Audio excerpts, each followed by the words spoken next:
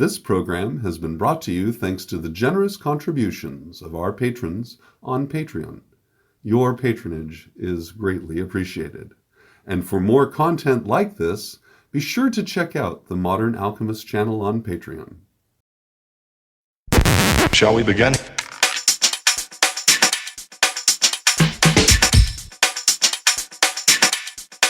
Let's begin now.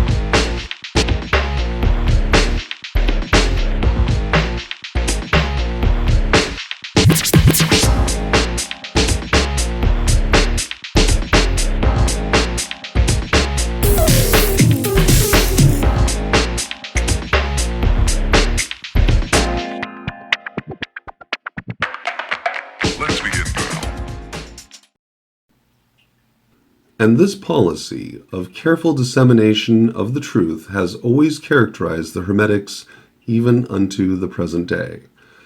The Hermetic teachings are to be found in all lands, among all religions, but never identified with any particular country, nor with any particular religious sect. This because of the warning of the ancients against allowing the secret doctrine to become crystallized into a creed.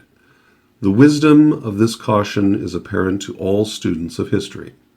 The ancient occultism of India and Persia degenerated and was largely lost, owing to the fact that the teachers became priests and so mixed theology with the philosophy.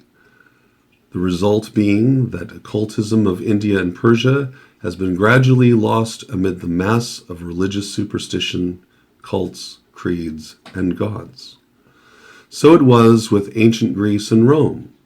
So it was with the Hermetic teachings of the Gnostics and early Christians, which were lost at the time of Constantine, whose iron hand smothered philosophy with the blanket of theology, losing to the Christian Church that which was its very essence and spirit, and causing it to grope throughout several centuries before it found the way back to its ancient faith. The indications apparent to all careful observers in this 20th century being that the Church is now struggling to get back to its ancient mystic teachings. Now, this particular paragraph is awesome. This paragraph makes an extraordinary statement, which is that regardless of the tradition that you happen to follow religiously, regardless of where you are from, as was spoken much earlier in the chapter, you have been under the influence of the Hermetic tradition and Hermetic teachings. That these teachings are found everywhere, in every religion, and in every practice, and in every country.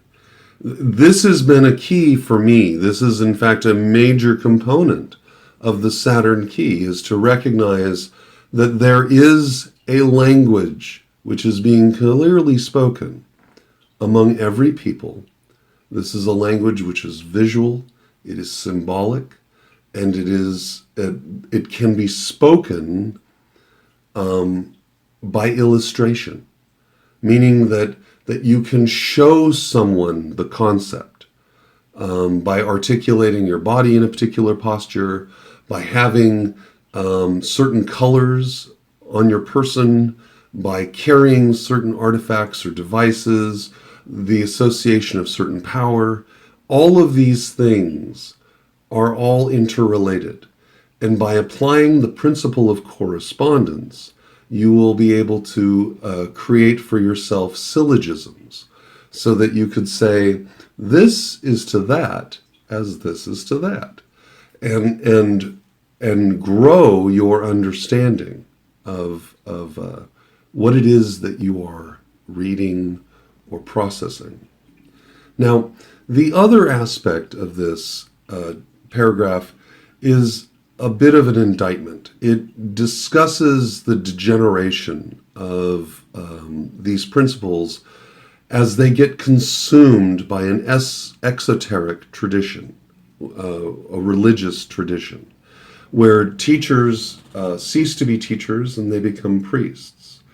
And as a result, a priest is an intercessor. A priest is someone who stands between a petitioner and a particular divinity, a petitioner and a particular power, and they fulfill a role as mediator for the divinity in behalf of the petitioner.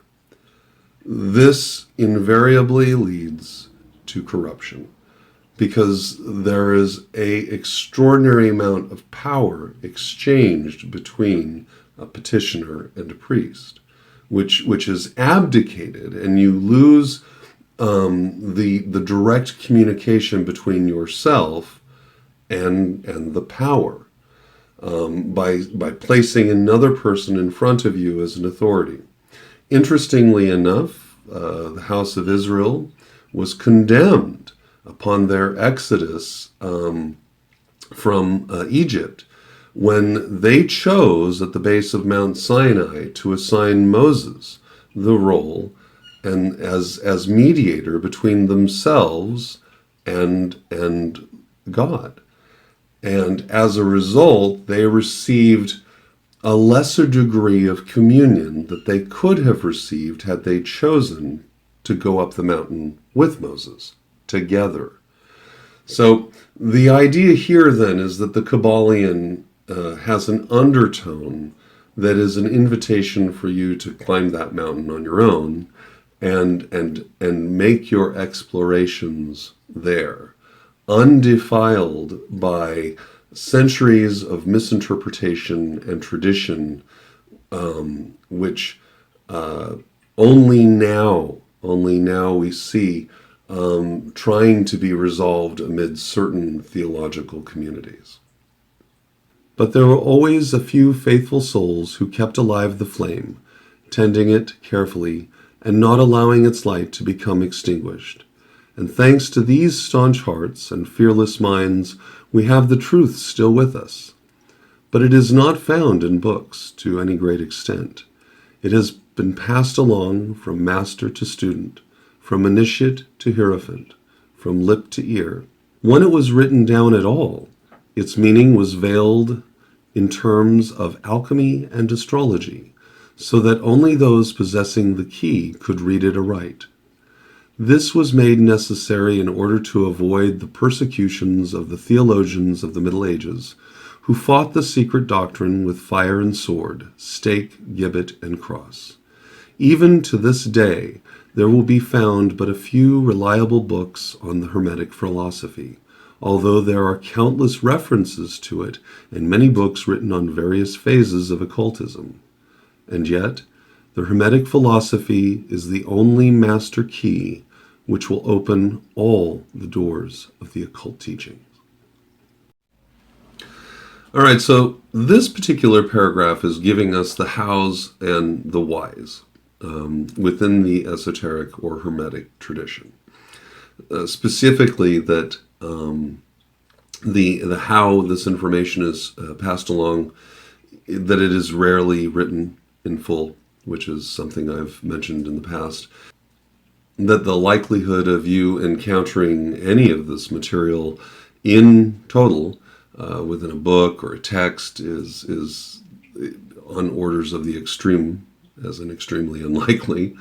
And that if you do see this material presented, that rarely, if it's like in chart form or what have you, rarely will there be adequate explanations as to what it is that you are seeing and how this material could be used. So those bits of information are restricted from writing and are passed on from master to student, from initiate to hierophant, lipped to ear. And in fact, this kind of tradition continues on in each and every fraternal order within the world today. It does point out that in order to understand what you are looking at, having a complete education in astrology and alchemy would be key. And this has been my focus. I learned quite some time ago that, in fact, alchemy is the language by which all of this material can be decrypted, and astrology is the narrative through which our own history may be deconstructed and then explained in scientific terms relating to actual things that happened in celestial bodies right above our head. So all of this stuff, however, has been encoded and mystified, and all of that is a result of persecution. So today we're left with incomplete works. So if you're out there and you're reading, the claim of this text is a commentary on all the countless references to occultism found in hundreds, perhaps thousands of other books today that are available since the occult renaissance of the 20th century.